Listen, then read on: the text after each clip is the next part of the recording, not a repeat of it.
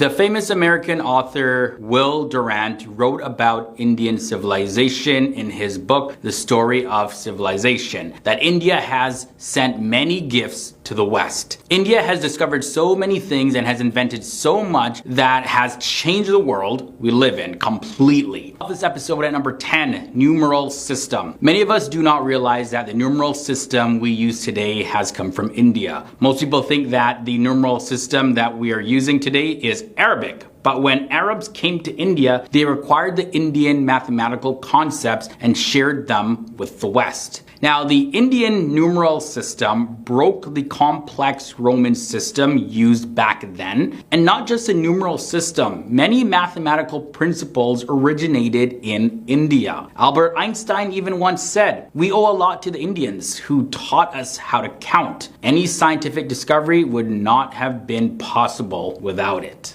Number 9 leads us to carburized steel. So everybody knows that India is one of the best steel producers. Well, not everybody, just a lot of people. And the Indian wood steel is legendary. Many great civilizations like ancient Greece and ancient Rome were very surprised by this. Now, it was even sent as a gift to Alexander the Great by King Porus. He selected the steel over gold and silver. High quality steel is still a major raw material in the present age. Even today, India is the world leader in the production of high quality steel. Number 8 brings us to the Hindu influence on Western philosophy. India and Hinduism has influenced ancient Greek as well as Rome. Other than technology, town planning, and statecraft, Greeks sought new ideas and thoughts in the Vedic scriptures and even learned their trades in the universities of India like Taxila and Nalanda. The Greek philosophers, they play a prominent role in shaping the core of Western philosophy, and the Indian philosophers are considered to be the foundation of modern philosophies. Voltaire even once said, "The Greeks before the time of Pythagoreans traveled to India for instruction."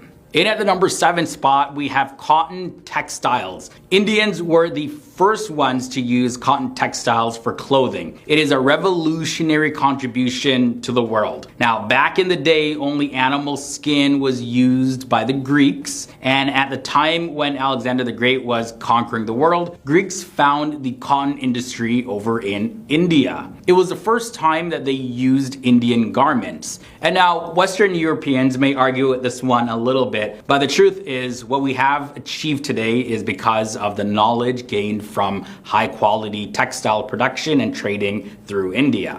Next up, into the number 6 spot, we have democracy. All over the world, the Greek Republic of Athens is always regarded as the oldest non-tribal organized democracy. But historians know the reality that the actual oldest democracy is the ancient Indian Republic of Vaishali. It dates back to 600 BCE, which is around 100 years before the institution of Athenian democracy. The most ancient form of Indian democracy is Panchayat, which means assembly of 5, in which 5 leaders combined to govern the society. The Indian system dates back more than 3,000 years ago. In at number 5, lunar water. The most modern contribution of India to the space world is the most recent space exploration between 2008 and 2009 with Chandrayaan-1.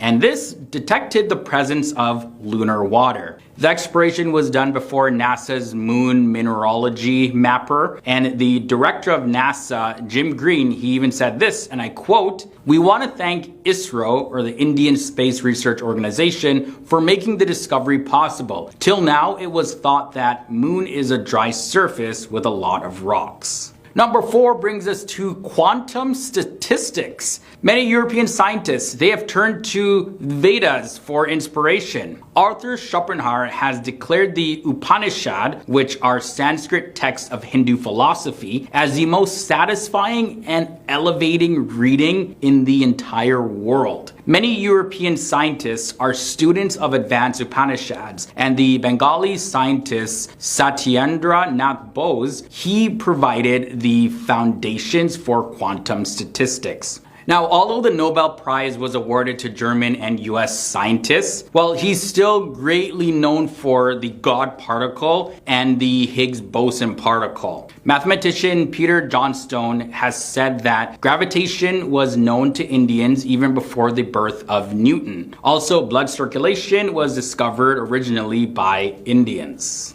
From there, we look at wireless communication. In the year 1985, Jagadish Chandra Bose, also known as J.C. Bose, an Indian scientist, he demonstrated the first use of radio technology. But 2 years later, Guglielmo Marconi demonstrated it and also won the Nobel Prize for it. Now, in the Daily Chronicle in England in 1896, a piece was written that said, and I quote, "The inventor, J.C. Bose, has transmitted signals to a distance nearly to a mile. This was the first and obvious and valuable application of this new technology." So there you go. Gotta give credit where credit is due. Now from there, let's look at number 2, 0. No, we're at number 2, but 0 is the next thing. Yeah. The world of mathematics would have been incomplete without the invention of zero. Zero has its impact in all fields, including art, philosophy, and technology. It has even led to the binary language of zeros and ones. And it's because of these zeros and ones put together in a language that we can use mobile devices and laptops today. Lancelot Hogben said that in the whole history of mathematics, there has been no revolutionary step than the one which India made when they invented zero. The use of calculus was developed hundreds of years before Isaac Newton and Gottfried Leibniz. And in at number 1, we have the hydraulic engineering. About 5,000 years ago, during the growth of the Indus Valley civilization, a vast and highly advanced system of canals, intricate irrigation, water management, and sewage system was developed in various parts of India. The sewage system in the civilization was built in such a way that the blockage was self-clearing, and it even got rid of bad smells and odors. They even developed the first flush toilets years ago. David Hatcher Childress, an American author of historical revisionism, claims that the sewage system back then was so sophisticated that they are still superior to many developing countries today. He wrote this about this civilization, and I quote, "A wonder to modern day researchers, the cities were highly developed and advanced, a remarkable early example of city planning."